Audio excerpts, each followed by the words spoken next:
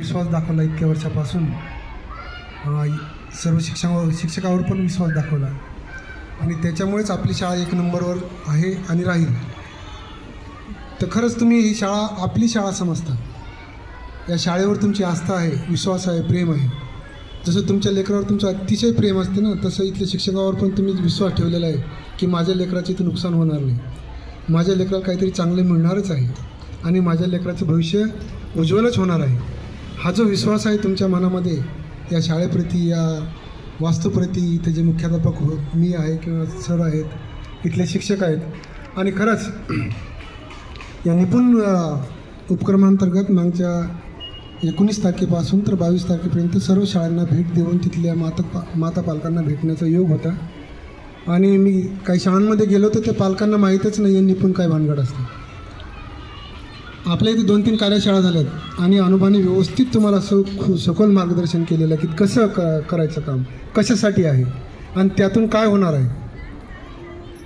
तर काय नाही, त्याच्यातून शासनाने का ठरवलं, केंद्र शासनाच्या का लक्षात आलं हे की बा माता पालकांचा आपण सहभाग घ्यायला पाहिजे आणि त्याच्यातून विद्यार्थ्याचा विकास होऊ शकतो, त्याला अक्षर ज्ञान होऊ शकते, त्याला संख्या ज्ञान होऊ शकते.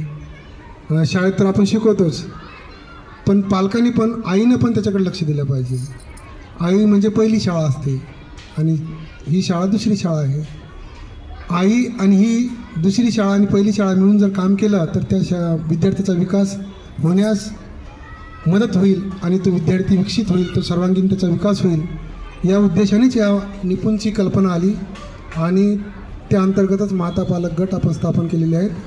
त्याच्यात जे शिकलेल्या माता आहेत त्यांना थोडं बहुत ज्ञान आहे, 10वीपर्यंत 12वीपर्यंत किंवा ग्रॅज्युएशनपर्यंत शिकलेल्या माता आहेत. त्यांना माहीत आहे की अभ्यास म्हणजे काय असतो आणि मुलांमध्ये कसे ते शिकावं लागते. थोडं बहुत टीचरनं तुम्हाला सांगितलं, ते आयडिया व्हिडिओ वगैरे पाठवले, त्याच्यातून तुम्हाला त्यांची संकल्पना क्लिअर झाल्या. शासनाचा एक उद्देश आहे की बा 1ली ते 3री हे लेकरू म्हणजे मातीच्या गोळ्यासारखं असतं. त्याला जसं वळण देऊ, जसे संस्कार करू तसं तो घडणार आहे.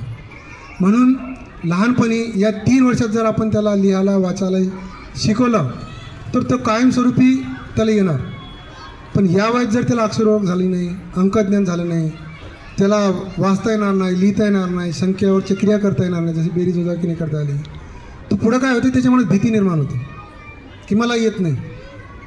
आणि एकदा भीती निर्माण झाली की मग पुढं काय होते की मग आपण खूप टोले घेतो, माझ्या लेकराला येत नाही, माझ्या लेकराला येत नाही.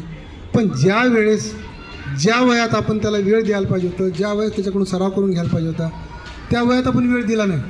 आणि मग मुलगा एकदा मोठा झाला की मग त्याला फ्रेंड सर्कल पण वेगळेच भेटते,